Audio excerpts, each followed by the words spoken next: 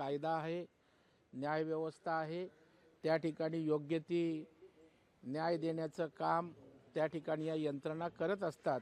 परंतु मला अजून का कुठे कशातनं मारहाण झाली याची कल्पना नाही, त्याच्यामुळे सविस्तर भाष्य करणं त्या ठिकाणी योग्य ठरणार नाही। काल मनसे प्रमुखांनी असं वक्तव्य केलं राज ठाकरेंनी की औरंगजेबाच्या कबरीजवळ जी सजावट आहे ती काढून टाका, त्याच्या कबरीचं उदात्तीकरण होऊ देऊ नका, परंतु त्याची कबर असणं आवश्यक आहे कारण मराठ्यांनी त्याला गाडलं, हा आपला इतिहास आहे। नाही, प्रश्न याचा मतांतर वेगवेगळे आहेत। काही लोकांना वाटतं की या ठिकाणी औरंगजेबाचा अवशेषच या आपल्या मातीत शिल्लक राहता कामा नये, परंतु राज ठाकरे साहेबांचा विचार असा आहे की या ठिकाणी नव्या पिढीला त्या ठिकाणी मराठ्यांच्या शौर्याचा इतिहास त्या ठिकाणी कळला पाहिजे की या ठिकाणी त्या ठिकाणी औरंगजेबाला गाडण्याचं काम आपल्या मातीत झालं आणि त्यामुळं नव्या पिढीसाठी या आधारे काही देता येईल का असं सांगण्याचा त्यांचा प्रयत्न दिसतोय।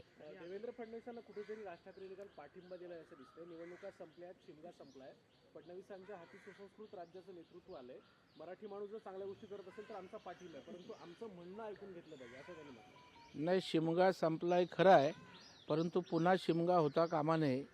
देवेंद्र फडणवीसांना पाठबळ देणं हे त्या ठिकाणी स्वागतार्ह आहे, कारण राज्याचे मुख्यमंत्री म्हणून देवेंद्रजी या ठिकाणी महाराष्ट्राच्या विकासासाठी काम करतायत, सर्व समाज घटकांना बरोबर घेऊन काम करतायत, मराठी माणसांचं हित जपण्याला त्यांचंही प्राधान्यच आहे, कारण अभिजात भाषेचा दर्जा देण्याचं काम त्यांच्या पुढाकारानं या ठिकाणी केंद्रानं केलं, माननीय मोदीजींनी केलं। मराठी भाषा भवन असेल, मराठी विषयांमध्ये अभ्यासक्रमामध्ये अनेक विषय आणणं असेल, CBSE CSE वगैरे, या सगळ्या गोष्टी मराठी माणसांच्या हिताच्या होत आहेत आणि जर राज ठाकरे साहेबांना त्यांच्यावर विश्वास येत असेल तर ते महाराष्ट्रासाठी मराठी माणसांसाठी हिताचं आहे, चांगलं आहे। राज ठाकरेंनी ती बंद होण्याची भीती मी व्यक्त केली होती असं राज ठाकरे बोलले, ती खरी होताना दिसते आणि 63,000 कोटींचा बोजा जर 2100 रुपये दिले तर वाढेल असं स्वतः अजित पवारांनी सांगितल्यामुळे आता ही योजना बंद करण्याच्या मार्गावर सरकार आहे असा आरोप त्यांनी केला। राज ठाकरे साहेबांचं बोलणं अर्धसत्य आहे, योजना कुठेही बंद झालेली नाही। एक खरं आहे की 2100 देण्याचं सुतोवाच त्या ठिकाणी झालं होतं, परंतु राज्याची आर्थिक स्थिती आज काय आहे हे जो सजग नागरिक आहे, ज्याला इकॉनॉमी कळते, त्याला माहीत आहे आणि त्यामुळे राज ठाकरे साहेबांनी एक सांगितलेलं खरं आहे की 2100 रुपये केले तर आणखी तिजोरीवर ताण येणार आहे। आता 1500मध्ये एवढा ताण आला आहे, त्याच्यामुळे राज्याच्या विकासाला त्या ठिकाणी थोडीशी खीळ बसून नियोजन करावं लागतं आहे, तर 2100 दिल्यावर आणखी अडचण होईल।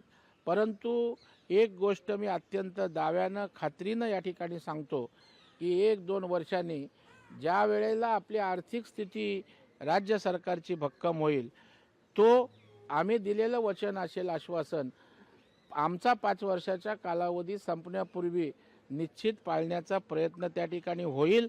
तशा प्रकारची आर्थिक व्यवस्था भक्कम करण्याचं कामसुद्धा दुसऱ्या बाजूनं सरकारचं सुरू आहे। मनसेकडनं पुन्हा एकदा राज ठाकरेंकडनं मराठीचा मुद्दा पुढे आणला गेला आहे। मराठी भाषा सक्तीच्या संदर्भात त्यांनी विधान केले की मुंबईमध्ये मराठी वापरलीच पाहिजे, जे वापरत नसतील त्यांच्या कानाखाली आवाज काढा, सगळ्या आस्थापना बँकांमध्ये सुद्धा मराठी वापरलं पाहिजे। मला वाटतं मराठी भाषेचा त्यांचा आग्रह असणं काही चुकीचं नाही आहे।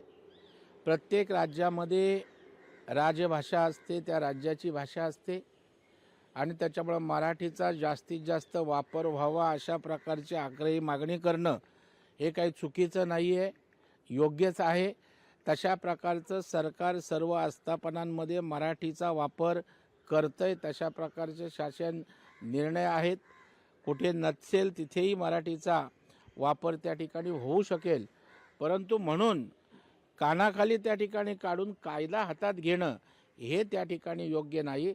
सरकारकडं लोकशाही मार्गानं आग्रह करणं, भूमिका घेणं, वेगवेगळी लोकशाहीची आयुधं वापरून आपण त्या ठिकाणी न्याय मिळवला पाहिजे, परंतु कायदाच हातात घ्यायच्या भूमिकेचं समर्थन होऊ शकत नाही।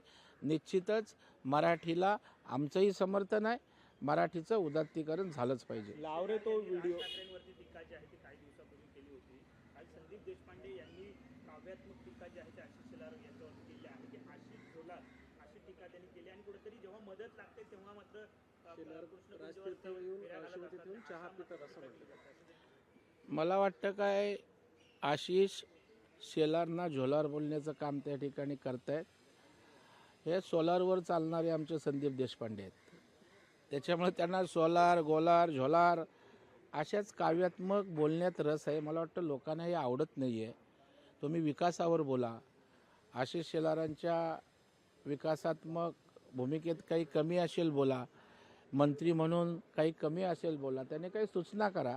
परंतु मला वाटतं व्यक्तिशः झोलार बोलणं ते सुद्धा कुणी आता त्याच्या मुळाशी आम्हाला लोकशाही मराठी ऐका, पहा, जागरूक रहा.